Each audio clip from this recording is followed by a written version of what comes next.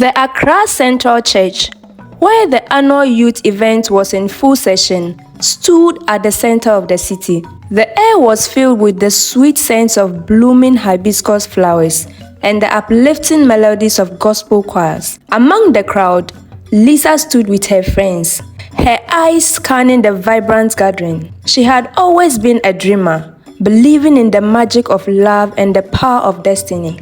As she adjusted her floral dress, her eyes fell on a young man across the lawn. He was effortlessly charismatic, his laughter infectious as he shared a joke with a group of friends. Joe's presence was magnetic, drawing attention without trying. His eyes met Lisa's for a fleeting moment, and a spark ignited between them. After the service, amidst the bustling activities of refreshment and mingling, Joe found himself drawn to Lisa. He approached her with a warm smile, the sounds of chatter and laughter surrounding them like a comforting embrace. "Hi, I'm Joe," he introduced himself, extending a hand to Lisa. Lisa took his hand, feeling an immediate connection. "Nice to meet you, Joe. I'm Lisa." They spent the afternoon talking about everything from their favorite books to their dreams for the future. Under the shade of an old oak tree, their conversation flowed effortlessly, each word weaving them closer together. The vibrant colors of their surroundings mirrored the blossoming feelings between them. "I've always wanted to make a difference," Joe confessed, his eyes reflecting determination. "I want to create something that helps people, something meaningful." Lisa nodded, her heart swelling with admiration. "That's beautiful, Joe. I believe you can." As the sun set, they shared a quiet moment, the promise of their newfound love hanging in the air like the last note of a cherished song. It was the beginning of a journey filled with hope, love, and the sacrifice that would soon test their bond. 2 years into their relationship, Joe's first business idea emerged. He wanted to start an app that will help small businesses manage their inventory, but he needed capital, more than they could afford. Lisa's father passed away a year earlier, leaving her a small piece of land as her only inheritance. It wasn't much, but it was the only asset they had. "We can sell the land," Lisa proposed one evening as they sat in their tiny room. The air was thick with tension. "My father gave me this land before he passed. He said I could use it for whatever I wanted, and I think it would be of great help to us." Joe looked at Lisa with shock and disbelief. "Lisa, no, that's your father's land. I can't let you do that." "It's just a land, Joe," she said, though she had her own fears. "We need this, Joe. You need this." Joe wasn't ready to accept the offer, but Lisa went ahead with it. She sold the land and gave every cedi they had to Joe. The money provided a temporary lifeline, and Lisa believed Joe could make good use of it. He invested the funds into his project, working tirelessly with renewed energy. Lisa watched him dive into his work, and her belief in his vision grew stronger. For months, Joe poured his heart and soul into the business. He hired a small team, developed a prototype, and began pitching to investors. The apartment buzzed with activity. The sounds of keyboards and phones ringing became a new normal. Lisa felt a sense of pride watching him chase his dreams, even as the weight of uncertainty pressed down on her. But one morning, everything fell apart. Joe received a call from one of his partners, a con artist who had vanished with the funds. The business was gone, and so was the money. When Joe came home that night, he couldn't even look at Lisa. "I failed you," he said, tears streaming down his face. "Everything is gone. I know this isn't the plan, but I was scammed. I'm truly sorry, Lisa."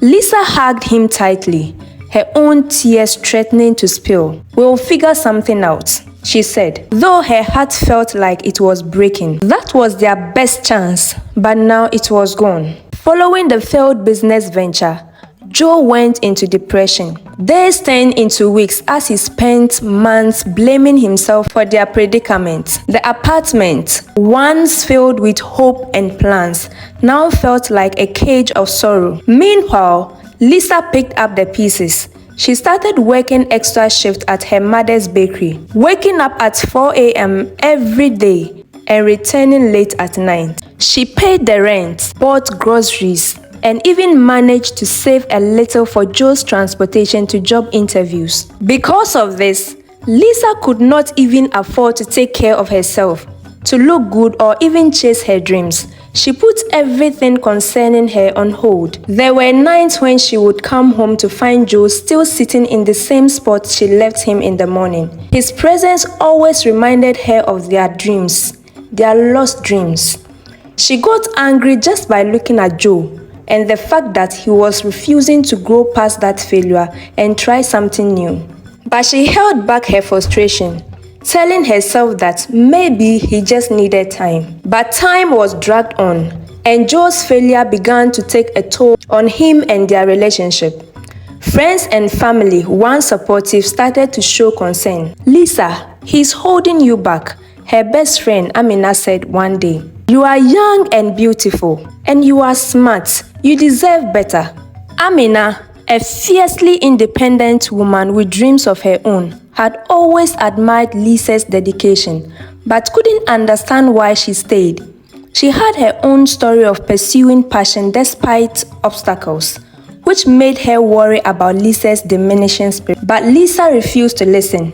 She remembered the Joe she fell in love with, the dreamer, the fighter. She believed that man was still somewhere in there. One evening, after a particularly heated argument about money, Lisa broke down. The room felt suffocating and the air thick with unspoken frustrations. "Joe, I'm tired," she said. "I can't keep doing this." Joe looked at her. His eyes were filled with pain and resignation. "I know," he said. "I'll do better." But Lisa shook her head. "I need space, Joe. I need time to figure things out." And with that, she packed a small bag and left for her parents' house.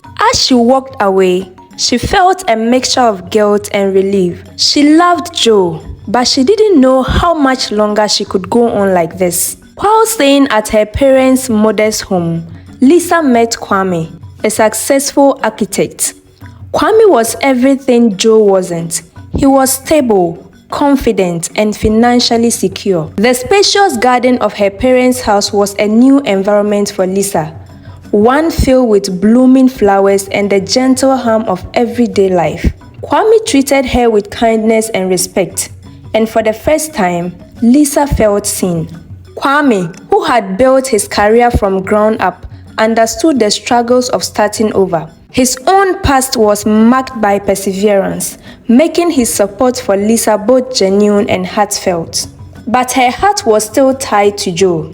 She thought about him constantly, wondering if he was okay, if he had finally found a break. She wanted to reach out, but didn't know how. Back in the city, Joe's life took an unexpected turn. An old schoolmate, Essie, met Joe at the shop where he worked as an attendant. She was genuinely worried about him and promised to offer him a job at her father's company. Essie, a strategic thinker with passion for mentorship, saw the potential in Joe. A few weeks later, Joe secured the position through Essie, who offered him a good salary. But there was a problem. He was 5 hours away from the company and needed to find a place to stay closer. Without the money to get a new apartment or even pay for daily transportation, Joe felt trapped. Essie, sensing his desperation, offered her assistance to him. "I live alone, Joe. You can come stay with me for some time until you are able to get your own place," she said. Her offer was a lifeline, and Joe quickly accepted, moving into her well-furnished apartment. With Essie's help, Joe started networking with influential people, and that eventually landed him a business deal that changed his fortunes overnight. But what he didn't know was that Essie wanted more than just friendship. She wanted Joe for herself. At first, he overlooked her. He thought of Lisa and all she had done for him. But as time went on, he found himself drawn to Essie's confidence and success. Their relationship deepened, and soon, Their professional relationship turned into a personal one. Months later, Lisa heard the news. Joe was getting married. The announcement came like a slap in the face, echoing in her mind. After everything she had done for him, after all the sacrifices, he moved on. Without her, Lisa sat on her childhood bed, the walls of her parents' modest home closing in around her.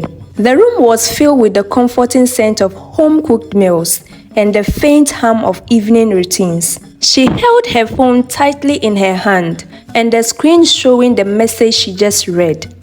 Joe is getting married. Her mind reeled. She read the text again, thinking maybe she misunderstood it. But no, it was clear. A friend had texted her the message, as if it wouldn't shatter her entire world. Her heart felt like it had been ripped from her chest. Joe, her Joe, the man she had sacrificed everything for, the man she believed in when no one else did. He was getting married, and not to her. Tears streamed down her face as the memories came back rushing. The nights she stayed awake comforting him after another failed venture. The time she worked extra shift at her mother's bakery to pay his mother's hospital bills. The time she swallowed her pride and borrowed money from her boss to keep a roof over their heads. It all felt like a cruel joke. Her boss even insisted on having an affair with her, and she gave in because they needed the money. Joe's rise to success was swift and ruthless. With Essie's help, he landed a life-changing business deal that catapulted him into the world of wealth and power. He now lived in a big mansion on the outskirts of Accra, complete with marble floors and a driveway lined with luxury cars that gleamed under the sun. But with success came temptations. Essie was always by his side, her presence a constant reminder of how far he had come. She was beautiful, confident, and well-connected. Joe found himself drawn to her. Their relationship deepened, and they decided to take things to the next level. When Essie told him she was pregnant, Joe was caught off guard. The news should have been a moment of joy, but Essie, who was always in control, had a plan. "Let's get married," she said one evening as they dined in a high-end restaurant. Joe paused for a moment, and his mind drifted to Lisa, the promises he made to her, and the dreams they shared. But Essie was persistent, and Joe convinced himself that maybe Lisa had moved on. After all, she left him. The days after Lisa heard of Joe's engagement were blurred. She couldn't eat nor sleep. The once lively colors of her parents' home now seemed dull and oppressive. She felt betrayed. Her friends tried to comfort her, but their words only made her feel worse. "Maybe it's for the best," one of them said. "You deserve better than him." But Lisa didn't want better. She wanted Joe. She wanted the life they had dreamt of, and the life she had sacrificed everything for. Unable to bear the uncertainty, Lisa decided to see for herself. She dressed in a simple outfit, a black dress that mirrored her mood, and took a taxi to Joe's new mansion. The ride was a mix of anxiety and determination. As the car pulled up at the grand gates, Lisa couldn't believe her eyes. The house was massive. It was nothing compared to the tiny room they had once shared. Tall iron gates adorned with intricate designs guarded the entrance, and lush gardens stretched before her. She got out of the taxi and took a deep breath, gathering her courage. Through the iron gates, she saw Joe in the driveway, laughing with Essie. He looked happy, radiant, and not the broken man she had left behind. Lisa's heart sank. This wasn't the Joe she knew. This was a stranger. Lisa waited until Joe was alone. She approached him cautiously, her heart pounding in her chest. "Joe," she called out. He turned and saw her. "Lisa," he said, "what are you doing here?" I heard you are getting married," she said, trying to keep her voice steady, despite the storm of emotions raging inside her. Joe ran his hand through his perfectly styled hair. Lisa, I didn't want you to find out this way. Find out what? She demanded. That you are marrying someone else? After everything I've done for you? Joe looked away, the weight of his choices pressing down on him. I thought you have moved on, he said. Moved on? Lisa repeated. Do you think I wanted to leave? I was exhausted, Joe. I needed time to think. That doesn't mean I stopped loving you. You couldn't even fight for us, Lisa continued, tears streaming down her face. I forgive you every time you hurt me. I sacrificed everything for you. And this is how you repay me. Even if I moved on, would you just fold your arms and watch me go? Is this what the relationship meant to you? You cheated on me, Joe, and I forgave you several times. Did I ever say I thought you moved on? Was I a fool to do that? You could have asked questions or say something. Confront me to get answers before making such a decision. And not just thinking I moved on. This is so unfair, Joe. After 9 years, Lisa said, the feeling was like a stab in her chest. I'm sorry, Lisa, Joe said, his voice barely brave. But my life has changed. Everything has changed. Essie is pregnant and I need to do right by her. She has done a lot for me. I'm here today because of her. I can't just leave her like that. I'm so sorry. Please forgive me. Lisa stared at him, her heart breaking all over again. Just 3 months of meeting her and you have all this to say about her? So the 9 years we spent together meant nothing to you? And what about the promises you made to me? What about us? And by the way, I'm also pregnant. I recently found out and I wanted to reach out and tell you. Joe didn't have an answer. The weight of his actions fell heavy on him. He knew Lisa was right, but he couldn't afford to lose Essie either. As the guests began to murmur and the atmosphere grew tense, Essie moved closer, her eyes narrowing. This is highly inappropriate, she said. You need to leave, Lisa. But Lisa stood her ground. No, Essie, you need to hear this. Joe made promises to me and broke them. He made me believe in him and he let me down. I'm carrying his child. I can't let him go. Essie felt a bit of insecurity instantly.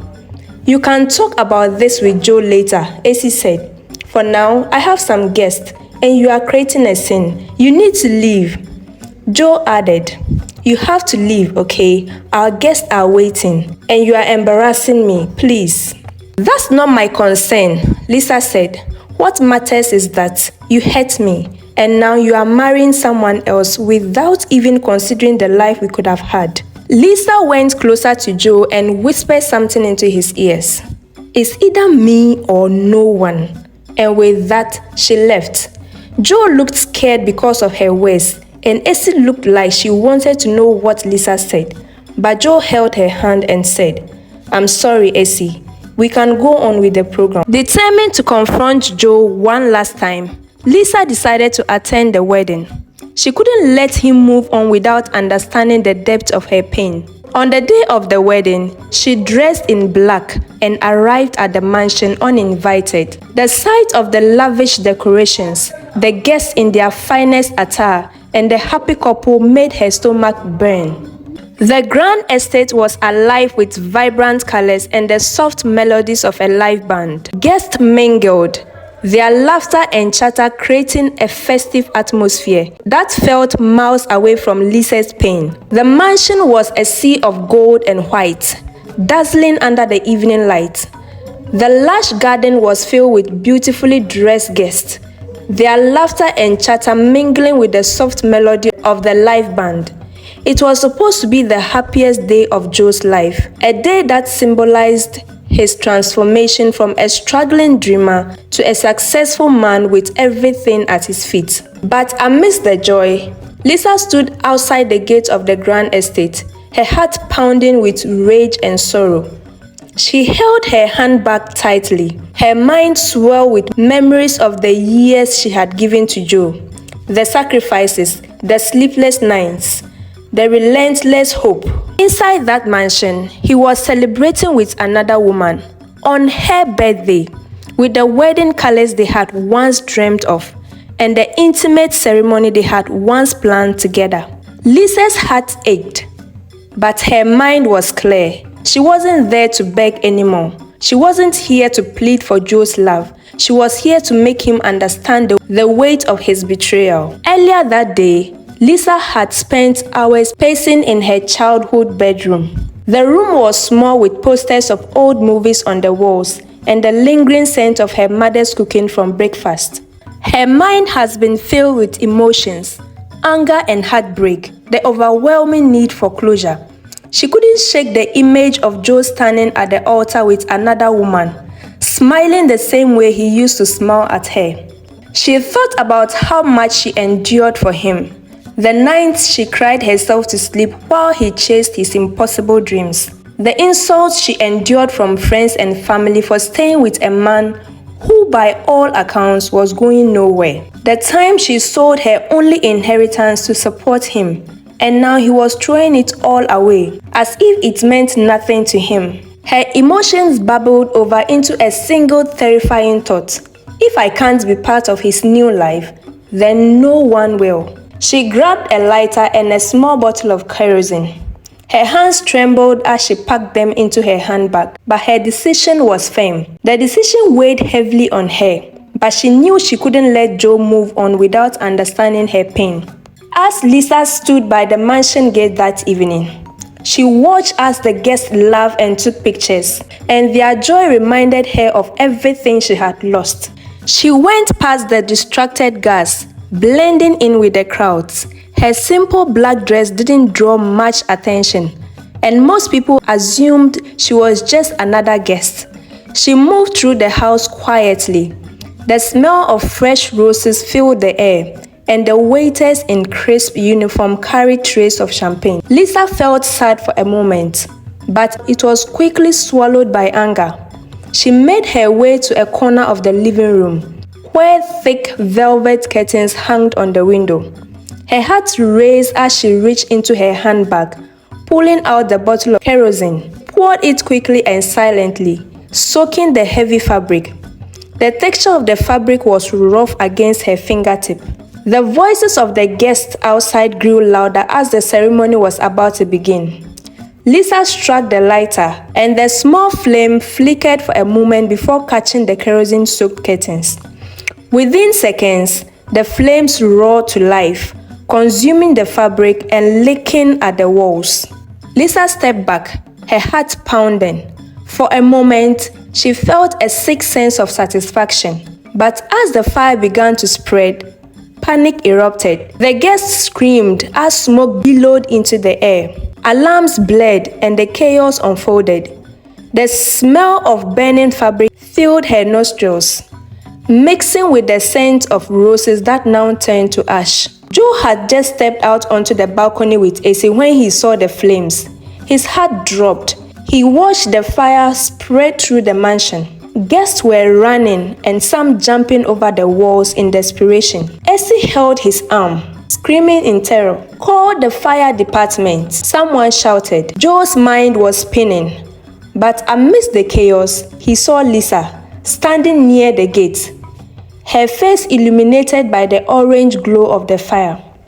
Their eyes met, and for a moment, time seemed to stop. "Lisa," he said. Lisa didn't move. She didn't run. She just stared at him. Her expressions were unreadable. Then, without a word, she turned and walked away, disappearing into the night. By the time the fire was put off, much of the mansion was burnt to ash.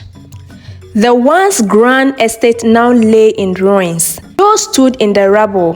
His heart was heavy as he replayed the event in his mind. He knew, deep down, that Lisa was responsible. Essie was angry, yelling about the money they had lost, the guests who were injured, and the destruction of their new life together.